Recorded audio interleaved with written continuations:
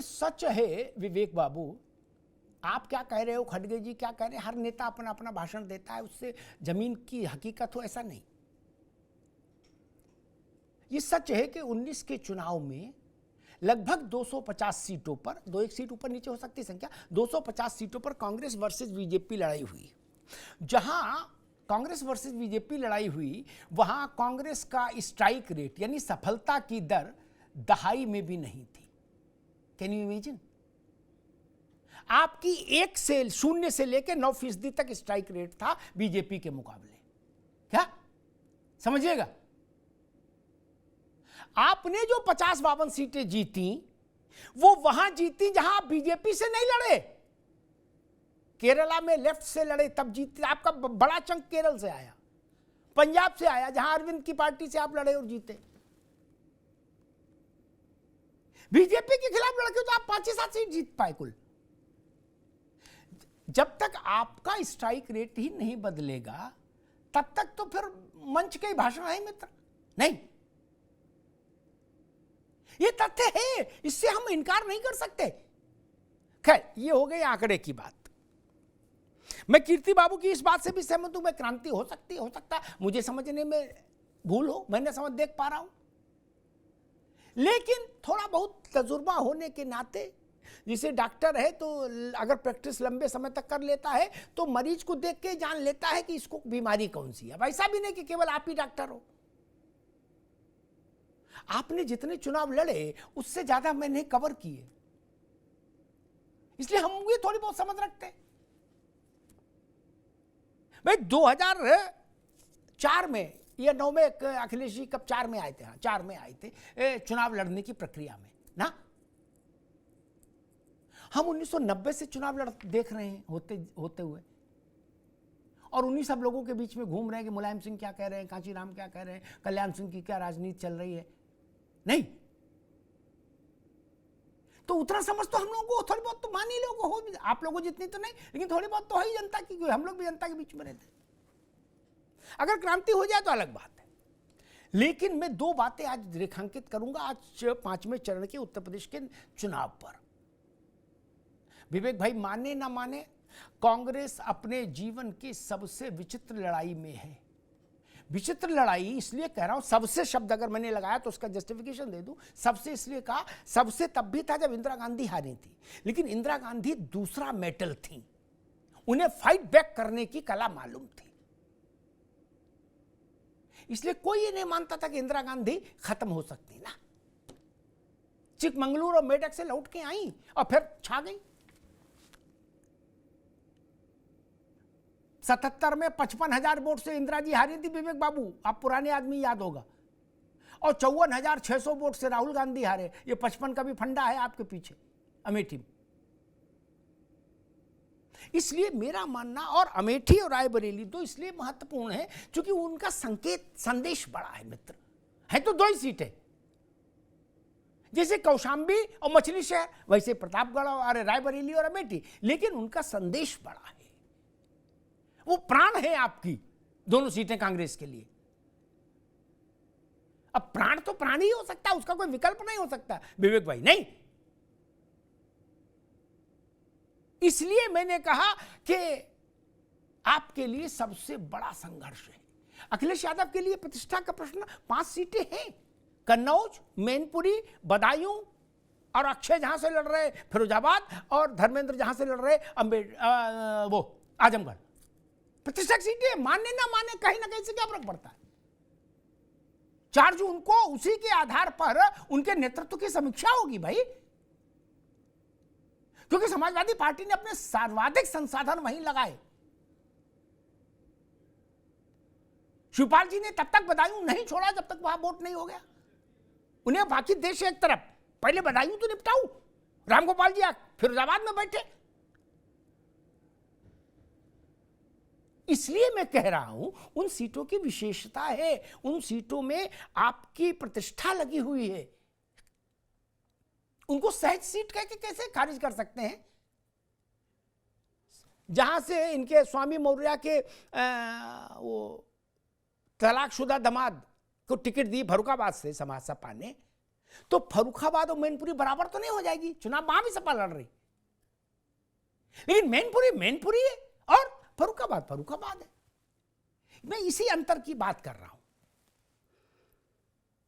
और इस चुनाव में जो आज वोट हुआ है, इसमें राजा भैया फैक्टर का भी इम्तिहान है।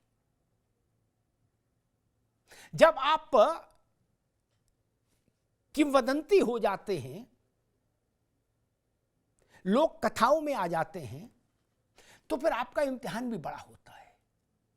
मुझे लगता है इन आज के चुनाव में प्रतापगढ़ और कौशाम्बी, इन दोनों में राजा भैया के जो इलाके हैं उनमें उनका भी इम्तिहान हो जाएगा। जैसे समाजवादी पार्टी ने कहा कि हमको लाभ होगा उनके सहयोग से, उनके समर्थन से, स्वाभाविक है, सामान्य धारणा यही है, लेकिन लाभ कितना और कहां तक, ये भाजपा के लिए भी चिंतन का विषय होगा और हमारे जैसे समीक्षकों के लिए भी देखने का विषय होगा कि राजा भैया फैक्टर कितना प्रभावशाली है। अभी भी ये देखना होगा। भारतीय जनता पार्टी और समाजवादी पार्टी दोनों उत्तर प्रदेश में सारी सीटें जीतने की मुनादी कर रहे हैं। भारतीय आज के चुनाव में भाजपा के लिए मैं मानता हूं कि रायबरेली और अमेठी, क्योंकि इस बार भाजपा ने रायबरेली और अमेठी में बहुत ऊर्जा लगाई है।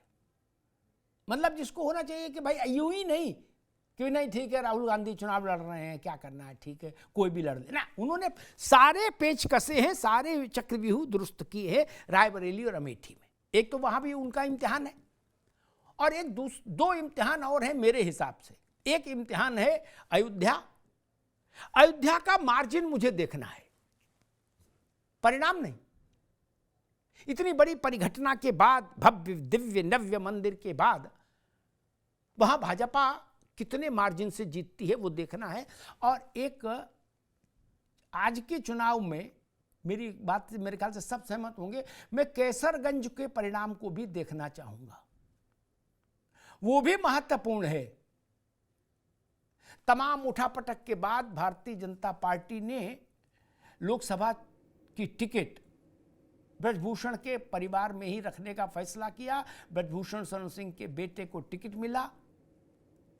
ब्रजभूषण मां कह भी रहे हैं कि अब मैं छुट्टा साण हो गया हूं और यहां तो मेरा मुद्दा मैं खुद ही हूं, मेरे पक्ष और विपक्ष में वोट हो रहा है।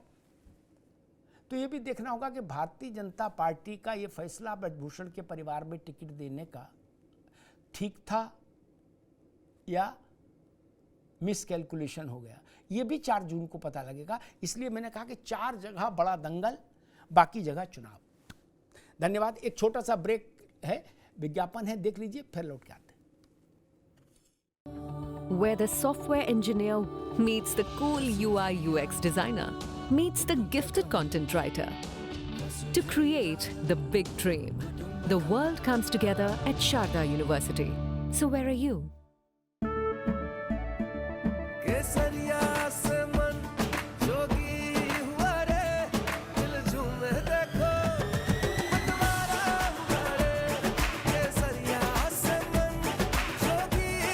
हर पल मनाओ केसरी त्योहार।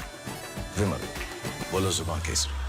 हाँ शुक्ला जी, भिजवाना सिर्फ अल्ट्राटेक ही। मान गया बेटा, पर अल्ट्राटेक ही क्यों? आप ही ने तो कहा था कि घर जिंदगी में सिर्फ एक ही बार बनता है। घर एक, मौका एक, इसलिए सीमेंट भी देश का number 1। UltraTech, India's number 1 cement.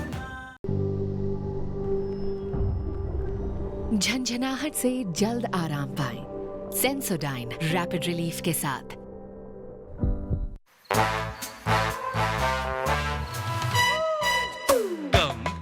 Come, my love, please don't say no, baby. Come, my love. V-Guard के air coolers extra large cooling pads के साथ जो अच्छों को ठंडा करे। V-Guard air coolers, long lasting cooling. Where the software engineer meets the gifted content writer, meets the cool UI UX designer, meets the talented photographer to create the big dream. The world comes together at Sharda University. So where are you? अब आज के बाद यानी उत्तर प्रदेश में 5वें चरण के मतदान के बाद 6ठे और 7वें इन 2 अंतिम चरणों में जब चुनाव जा रहा है तो वहाँ एक महत्वपूर्ण राजनीतिक इम्तिहान होगा भारतीय जनता पार्टी के कुनबे के स्तर पर। भाजपा के 3 सहयोगी दल, ओम प्रकाश राजभर की पार्टी, अनुप्रिया पटेल की पार्टी और संजय निषाद की पार्टी, इन तीनों सहयोगी दलों का आधार क्षेत्र भी यही इलाका है जहां अब कल से चुनाव जाएगा 6ठे और 7वें चरण में। तो इस तरह से अनुप्रिया पटेल, ओम प्रकाश राजभर और संजय निषाद, इनका भी इम्तिहान हो जाएगा। ये भी तीनों तराजू में तो तुल जाएंगे भाजपा के आंगन में कि भाजपा को ये कितना लाभ दिलवा सक पाए अपने अपने इलाकों में या अपने अपने जनाधार से। इसलिए मैं कहता हूं कि ये जो अंतिम 2 चरण हैं ये भाजपा के सहयोगी दलों के लिए बड़ा इम्तिहान होंगे। भाजपा के लिए तो है, लेकिन भाजपा ये भी चेक कर लेगी कि उसके ये सहयोगी दल कितने और कहां तक काम आए। नमस्कार। वी-गार्ड प्रेजेंट्स अब उत्तर चाहिए, को powered by Sensodyne and Vimal. बोलो जुबां केसरी। Sharda university, the world comes together at Sharda. Admissions now open.